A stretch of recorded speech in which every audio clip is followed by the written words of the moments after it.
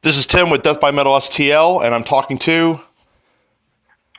My name is Patrick Sheridan, and I play guitar for For An Autopsy. Awesome. You guys just recently, a while back, released a new album. How's been the response on that?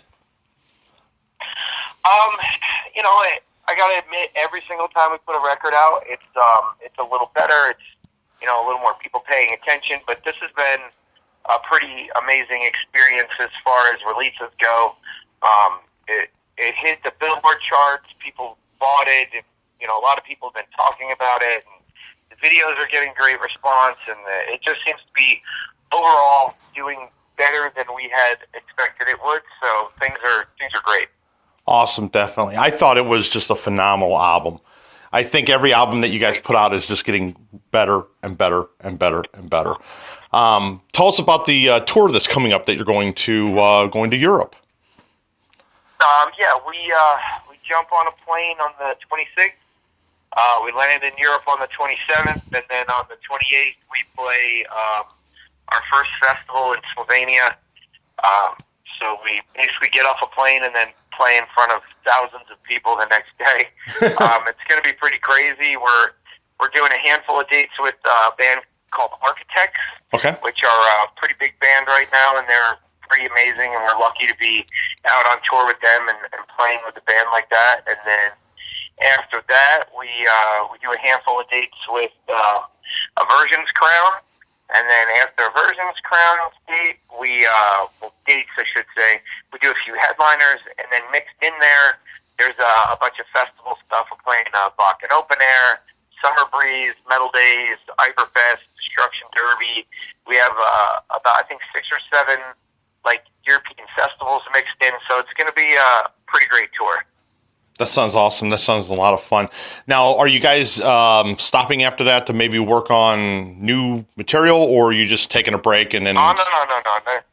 Not yet. We always have some new stuff floating around in the background. Right. We're always kind of writing riffs and tossing stuff around, whether it be on the road or Will at the studio, or however it's going. We have some riffs left over from the last record, I'm sure, saved that just didn't make the cut because we didn't have time to work on them. Right. So there's always stuff, but we landed a very, very interesting and definitely by far the biggest tour we've ever gotten as far as tour profile goes as a band, which we cannot really discuss yet because it hasn't been announced, but they'll be announcing it soon. And after we do Europe, we're going to take a little break, and then we're going to go out on that tour, and then we're going to take another little break, and then there's talks about Japan, Australia, New Zealand, and a handful of other stuff before we get in the studio to do a new record.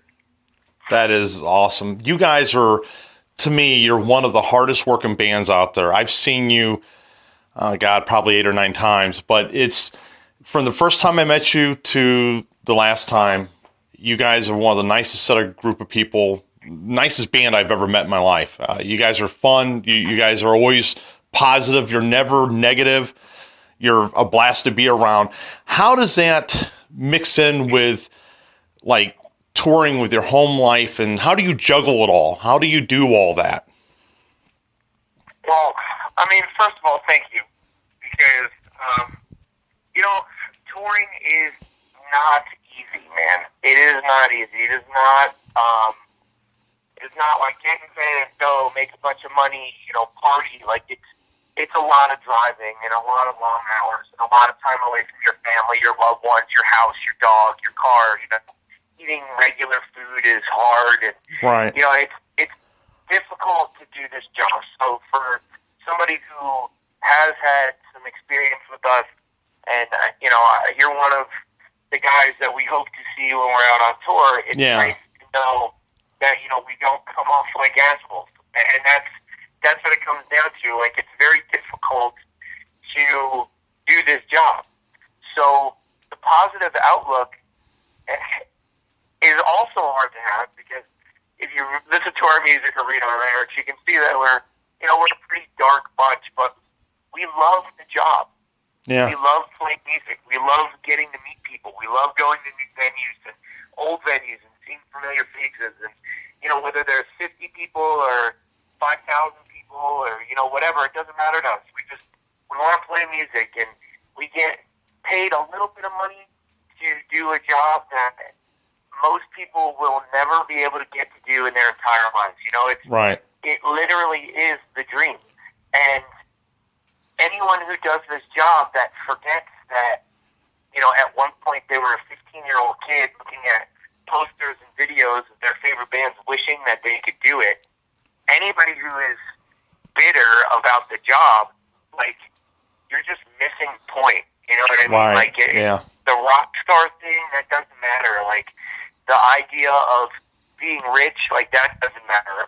My wife is super supportive.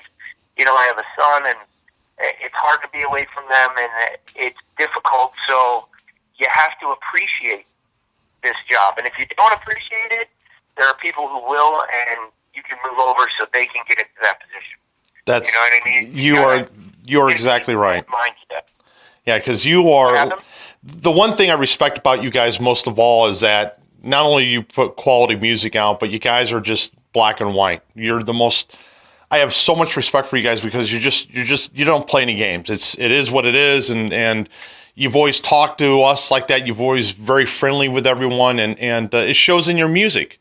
And I always will say there's a couple bands that I always put out there that one of the hardest working bands, and you are. I mean, I meet thousands of bands, and you're one of the bands that just incredible, and you deserve all of the greatness that comes to you.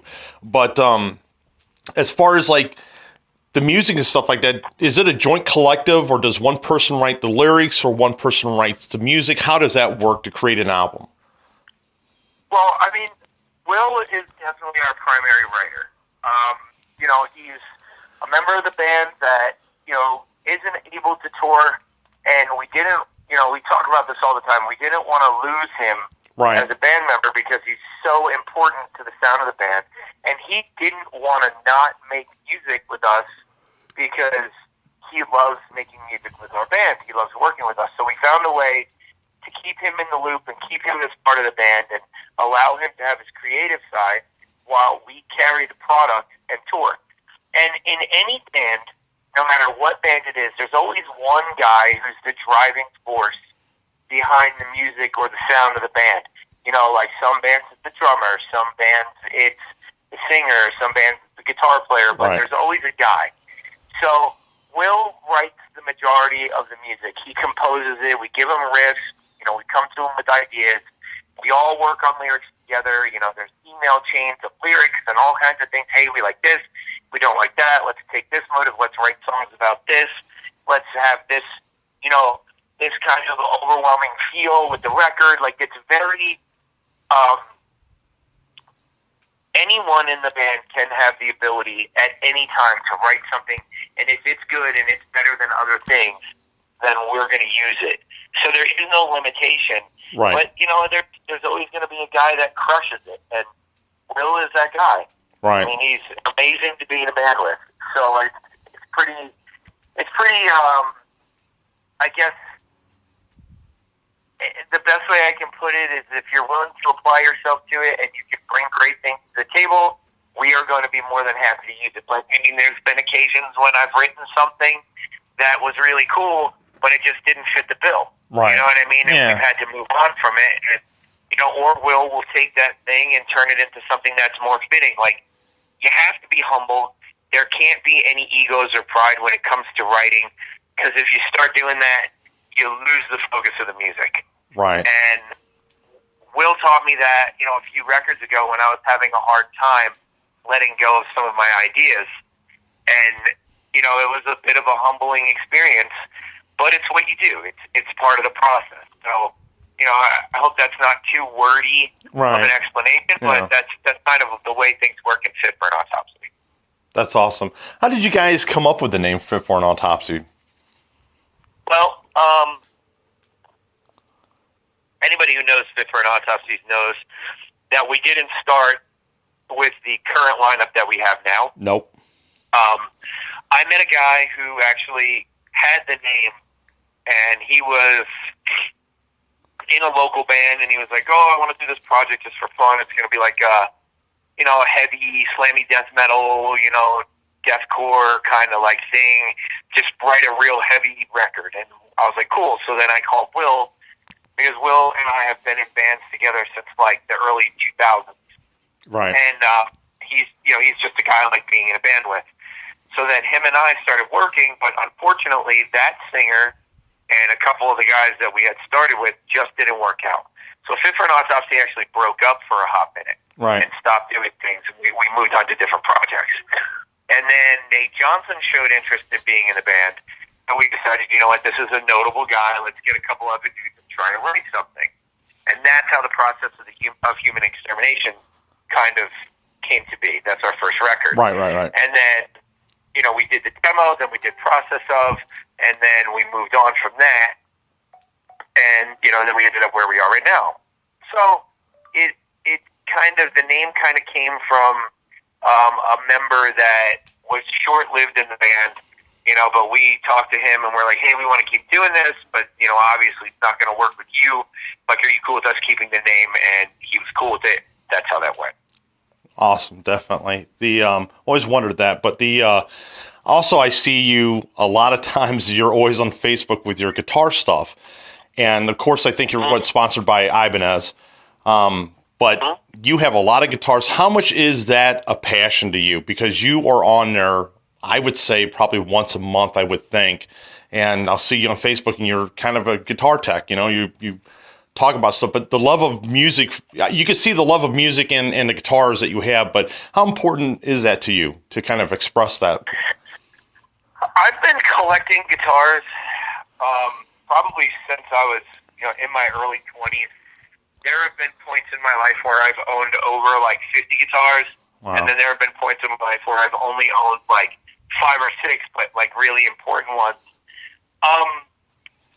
The truth of the matter is that everybody likes nice things, right. And for me, they're my tools. Like, I literally wake up every morning and I grab a guitar, and whether it be the one I played the day before or something new, it's just, I'm fascinated by them, about the way they look, about the way they feel, the differences in, the way they're put together, guitar technology, like, they just, everything about them, look, and like, I like 80s guitars. I like hot pink guitars and swirly guitars, like, stuff that looks like, Poison or Rat would have played it, and to me, like, those are the most fun. And then I like super fancy stuff with, like, fancy tops and fancy stains, and I like gear, I like amps, anything that is related to playing guitar, even down to, like, this sounds ridiculous, but, like, knowing about string technology and about the different ways that strings are made, and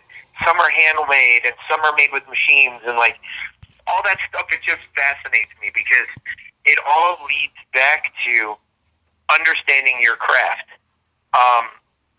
We'll move it from guitars to something else I do. I'm a tattooer. So one of the important things to me being a tattooer is knowing how to make my own needles and knowing how to fix my own, tattoo machines and equipment. Right. And I feel like knowing about the things that you do every day is very important. So for me, I want to understand the technology behind it, and I'm so fascinated by them in general that all I want to do is understand everything about them. So it's a bit of an obsession.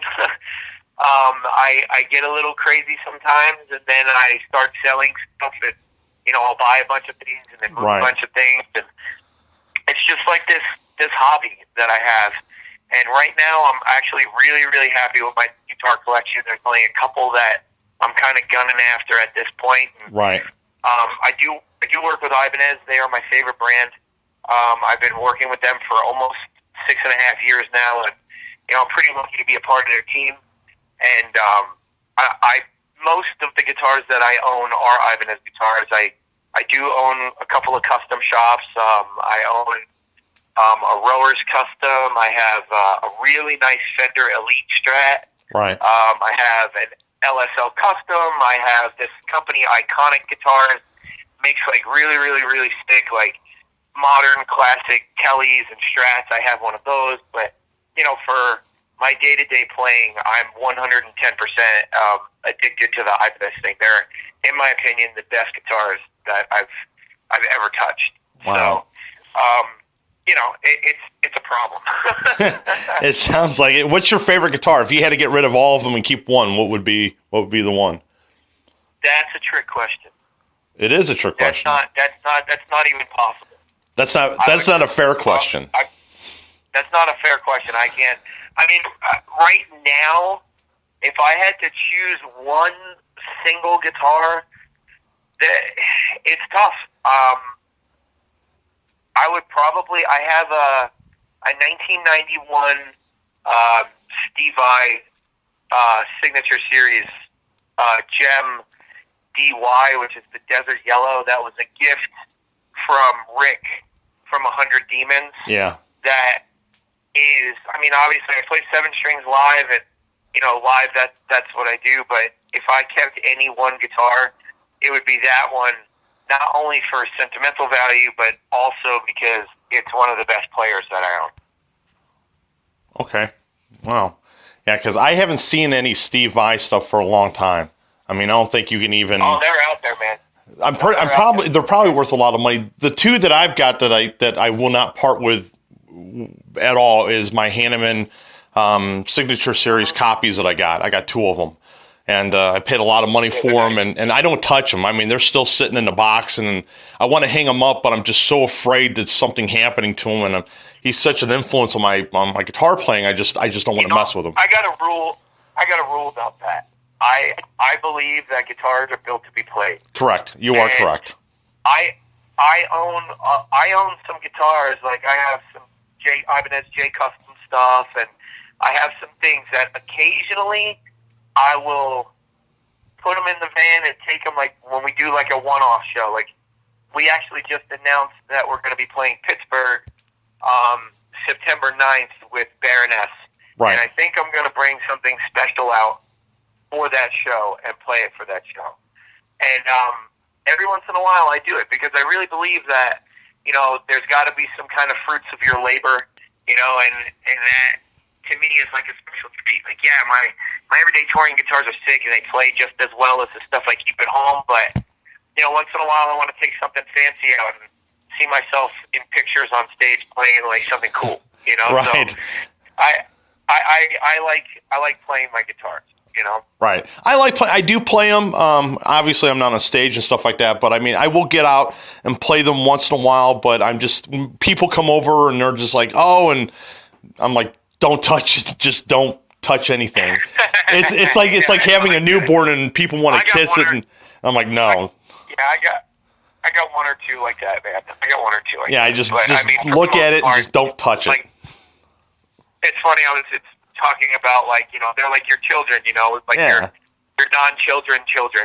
And my guitar tech, I live in Georgia, but my guitar tech is up in New Jersey. He's the guy I bring all my stuff to before I leave for tour because we usually start in Jersey.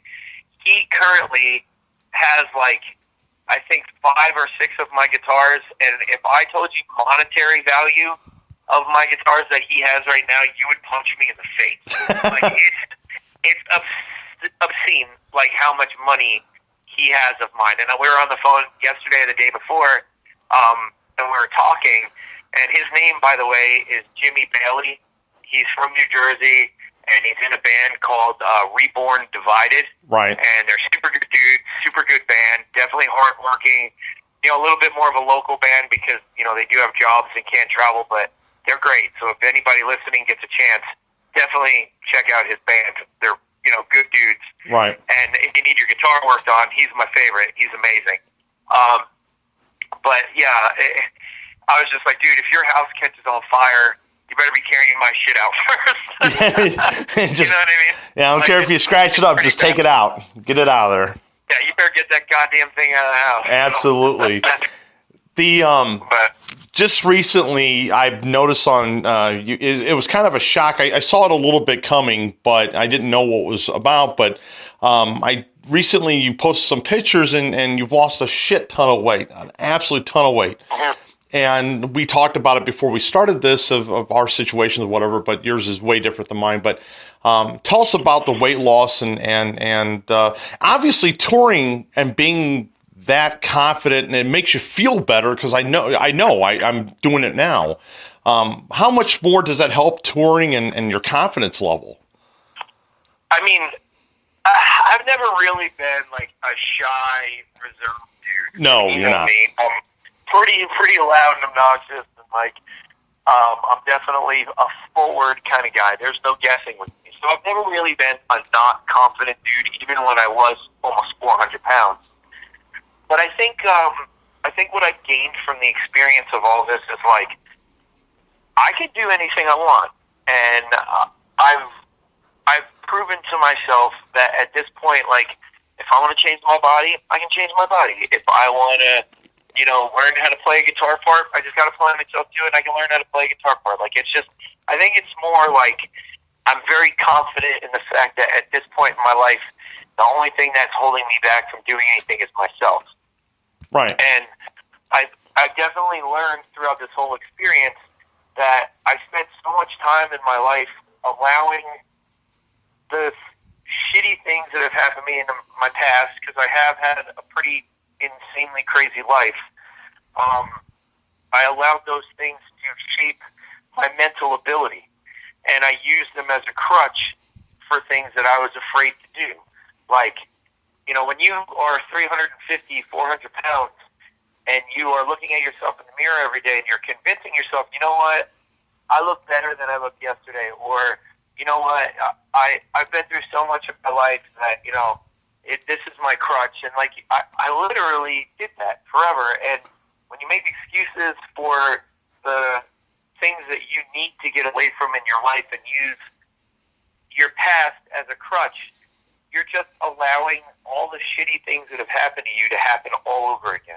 Absolutely. You have to find inner strength and the ability to surpass all of the mental hurdles that come along with weight loss. And dude, I'm not done. Like, I am not done. I am going to lose more weight. I'm going to get in better shape.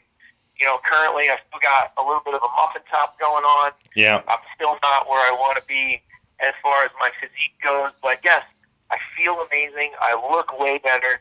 I'm getting attention from people, and I know that sounds a little narcissistic, yeah. But the truth of the matter is people's recognition of your hard work makes it feel like it's visually there. You can do all the work you want to do in the background, and people don't see it, and it doesn't matter because that's your work. But when you are working hard on a goal and people are seeing it, and you are getting actual verbal proof that you are actually succeeding at it, it's this crazy thing happens, and like it's almost overwhelming for me. Like I get a little weird about it because the attention is motivating as hell, but it's also like, man, like I have to stick with this now. Like these people are seeing it, and there's people that are like almost, I don't want to say depending on me, but they're looking at me towards like a motivational thing. People are talking to me. I get 10, 15 messages a week like, hey, can you give me advice? Can you help me? Right. I'm so impressed by your work. So now I'm a point of motivation for people, like other people were a point of motivation for me, and I don't want to fail anymore. Like there's so much, it's so hard to explain the feeling that I get from it. Right. And I appreciate every message and every post I put up that people are like, you look amazing. Like that stuff to me is, it's motivation I couldn't get from anywhere else other than my son and my wife. Like they are the reason that I started doing this. Right.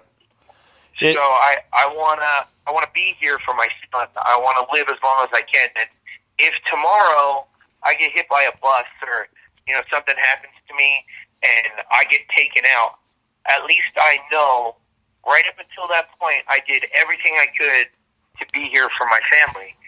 And that's, you asked me what was my motivation. Was it medical? Is it private? Is it something that I'm not willing to talk about? But that is my motivation. When I look at my son and my wife, I think to myself, you know what? I'm 400 pounds. I'm going to have a damn heart attack by the time I'm 50 if I don't get my shit together. And now I'm sitting anywhere, I would say I reasonably weigh in at the end of the day around 220 pounds. And I started at 396 or 398 pounds. Wow. And I went from a size 50 to a size 34 jeans. I'm wearing a large T-shirt. I literally lost a shoe size. Like, I went from a 13 to a 12 in my shoes. And, you know, the impact of that mentally has given me the ability to just know that no matter what anyone says or what anyone thinks, I can do whatever the fuck I want to do. And I'm going to continue to do it. I'm going to do it my way, and I'm going to keep doing it however I have to. So, yeah, there's a lot of really crazy things that happened to me mentally through this whole trip, but I think the support of all the people that are paying attention for whatever reason they're paying attention is like, it's humbling and it's motivating and it's scary because I cannot fail at this point. There's no room for failure. I have to keep pushing forward. That's kind of where I ended up. I exactly know what you're talking about. I mean, mine was a different story of why I did it, and I weighed damn near 300 pounds when I had to lose weight, and it wasn't my choice, but just my life had to change immediately. And now, like I said before, when I get up to take a shower, I'm always weighing myself like, oh, how much did I lose today? I lost 4 pounds in 2 days the other day. And I was like, I'm going to keep it up. I'm going to keep it off. So I walk almost 3 miles a day. And it's like, I watch what I eat. Went to the doctor. My blood pressure was like 120 over 80. And my cholesterol was 102. And I was like totally like freaking out. I was like, oh, there's problems with my post-stroke symptoms or whatever. And the doctor just kind of basically, kind of like what you just said, he said, you gotta fucking stop. Just live your goddamn life. You're doing great. Stop worrying. Stop letting everything hurt you and hunt you down or haunt you. Just, dude, live. He goes, you're not going to have another stroke. Shit's not going to happen again, dude. He goes, there's just no way. He goes, if it does, then, well, it does. You can't control it either way. But exactly what you just said, That's for sure the thing, man. Like, you get to a certain point in your life where, like, no matter what you're doing, as long as you're working and trying to fix the problems that you create for yourself, you can't do anything about the shit that other people do. No. You can't do anything about the things that, are happening around you.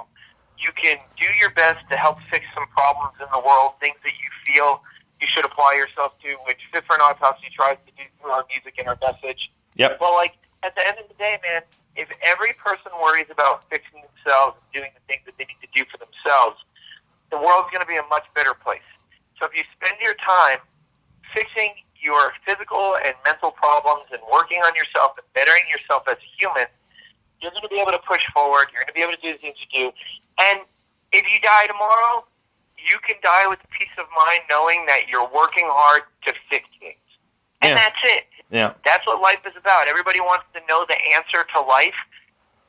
Be a goddamn grown-up. Take care of yourself. Don't hurt other people. Be a decent human being. That's it. Live your life every day. Be thankful for the things that you have and work hard to help fix the things that need to be fixed. Absolutely. Absolutely. Yeah. You are absolutely correct. And you're a massive testimony to a lot of people out there. And a lot of people do look up to you. And like I said before, Fit for an Autopsy is just more than just a band.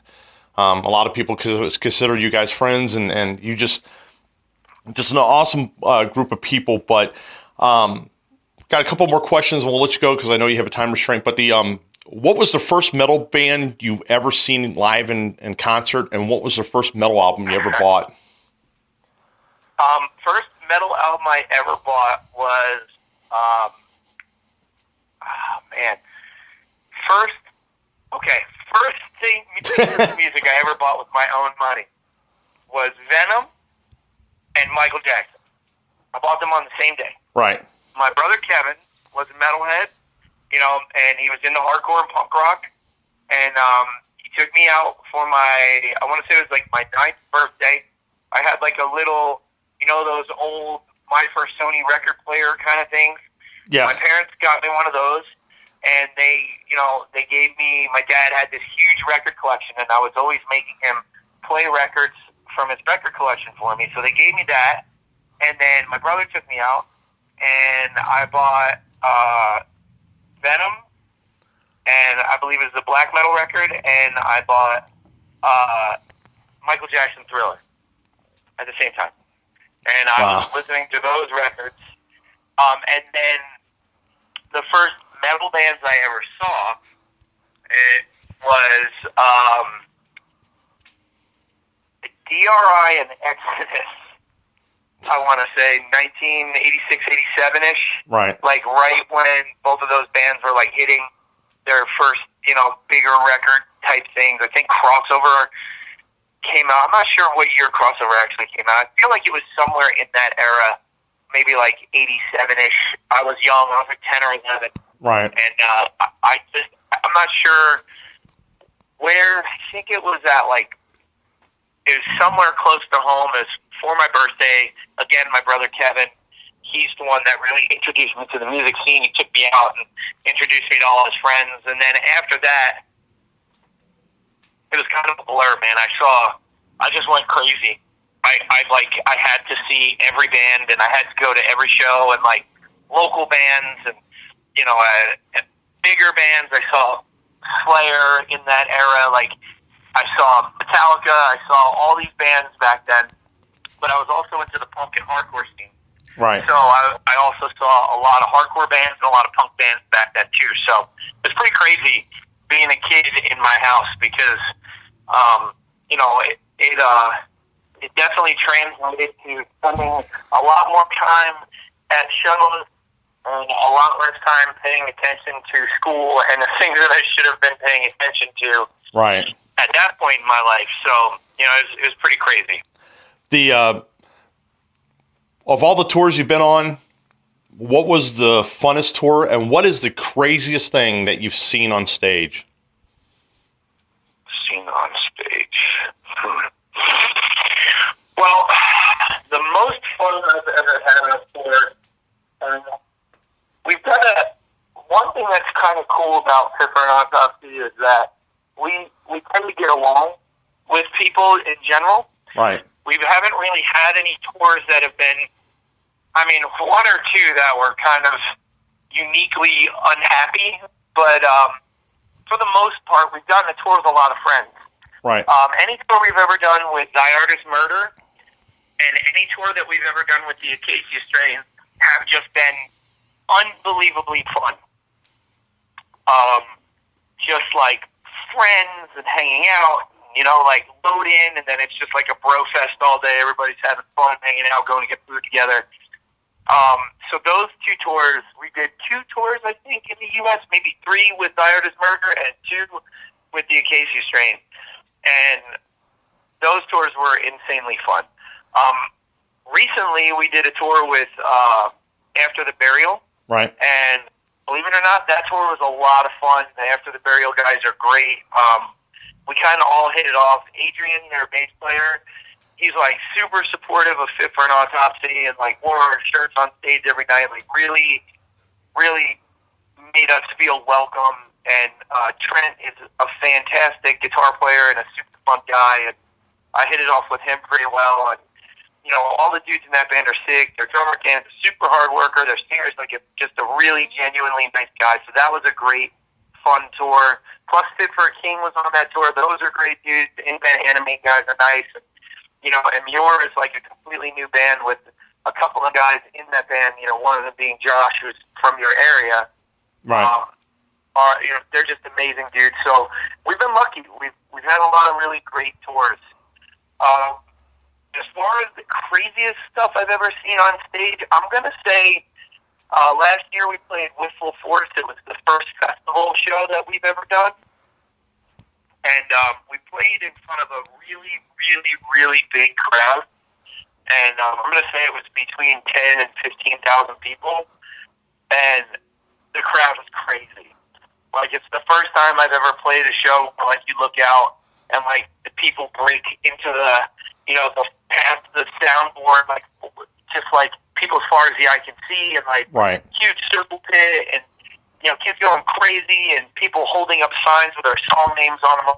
That shit, to me, like, that's the crazy stuff, because, I mean, we're just a local, well, not anymore, but we were a local band from New Jersey, and, nobody really put that much effort in. So that was pretty crazy to see from, like, a band guy perspective. Right. You know what I mean? Yeah. So that was awesome. Yeah, actually, we played UK Tech Fest last year too, and UK Tech Fest is generally like a little bit more of a laid-back crowd. They just kind of hang and watch the music. It's not like crazy moshing or anything, but as soon as we got on stage, the place exploded. And it was pretty nuts. Like, even the promoters were really happy, and they were saying, like, how we were one of the only bands they've ever had there that had that kind of reaction, and they were excited to see it. And now it seems that they're putting more and more, like, heavy technical bands on that fest, so that's really cool too. You know what I mean? Right. Yeah, like I said before, I didn't know you've been on so many tours, and I was like, God, he's got to have seen some wild shit out there sometimes. But it's just, there's a lot of stuff out there that might be borderline incriminating that we'll never talk about. Definitely. But I thank you for doing the interview. I have to apologize. I didn't come out to your last show in St. Louis because, again, my knee situation with what happened to me last September. I couldn't apologize to me, dude. Come on. You're literally one of the most supportive dudes that comes out to see our band play. You're always there. We're more bummed not to see you than mad that you didn't come out, dude. Like, life happens. I know. Totally understand. We appreciate you and your people always being willing to talk to us, and spend a little time asking the right questions and making us feel like people in St. Louis care about what Fit for an Autopsy is doing. Oh yeah, so, we appreciate you, dude. We thank you very much, and we appreciate you. And like I said before, I had to throw it out there because I felt bad. I still feel bad. I was like, man, I didn't go to that show because I wasn't able to. It was, I got PTSD real bad, and I had work and my knee and blah blah blah. Anyway, but the next time you come around, I'm going to definitely be out. Definitely go out. Well, I promise you, we're going to be in your area on a pretty banger of a big tour. It definitely won't be at Fubar. So, be prepared to come to a big venue and hang out. We got this tour coming that I wish I could talk to you about right now. I'm so excited about it, but I just got to hold off for a little bit more time. So, July 31st, the announcement goes up. If you're near the internet and you're interested in what we're doing, definitely, log on to our Facebook page, because the announcements should go out sometime between July 31st and the very soon after that, Right. So keep an eye out. It's going to be a big one. Awesome. Definitely. Yeah, because I will hit you up as soon as I find out that you're coming to St. Louis, and we'll definitely hang out and whatever. But I appreciate you doing the interview. Patrick, you're one of the nicest, sweetest guys I ever met, and the whole band is. And I wish nothing but definitely success, and with all your endeavors and what you do, and you guys deserve all the success that you get, because you're just that amazing of human beings. I mean, it's unreal. It's unreal. But if anybody hasn't seen it, Fit for an Autopsy, you're definitely missing out on one of the best bands that's going on today. That's just the way it is. So, but. Well, thank you, brother. You're welcome. Thank you for the interview. I know you got to get going, and I will talk to you soon. I will post this, and I'll tag you, and please share it and go from there. But thank you for the interview, Patrick, and be safe over in Europe, and we'll talk to you here soon in St. Louis. All right. Sounds great, bro. Thanks a lot. Take care, buddy. Bye. Bye.